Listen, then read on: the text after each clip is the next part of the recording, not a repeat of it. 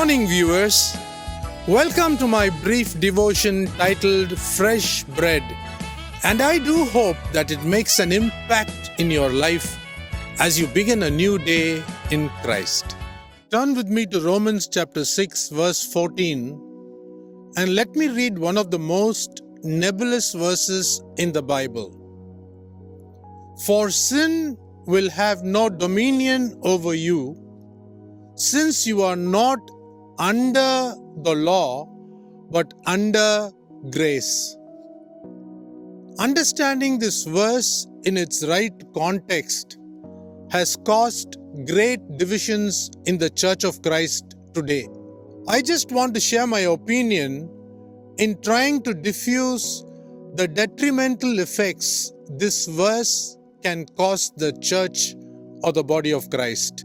Remember, the church today is what the apostles set up nearly 2,000 years ago.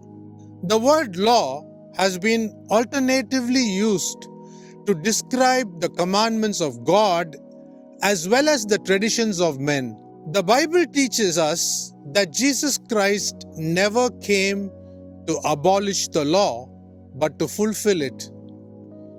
But at the same time, Jesus Christ laments that the leaders leave the commandment of God and hold fast the traditions of men. Furthermore, he also said that the people have a fine way of rejecting the commandment of God in order to keep their traditions. Read the Gospel of Mark chapter 7, verses 8 and 9. From a human point of view, I wish to give an example which I learned from a good friend of mine, Dr. Royan, about the difference between law and grace. Let us imagine on a dark, eerie night, someone rings the calling bell of our home exactly at 12 midnight. On opening the door, we find a skeleton standing at the door. What would be our reaction? We would slam the door and rush back to our bed, trying to forget the scene that we just saw. Now again, the next day, at the same time, the doorbell rings. On opening the door, we find a heap of flesh and blood at our doorstep. We rub our eyes to ascertain what we have seen and then rush back to bed again. Now on the third night, there is the calling bell ringing at exactly 12 a.m. midnight. This time, we see a man standing. The man is none other than the flesh that had covered the skeleton and appears as a man who now calls himself Jesus Christ. This Jesus Christ is about whom Apostle John is writing in his Gospel in John chapter 1, verse 14. And the Word became flesh and dwelt among us, full of grace and truth.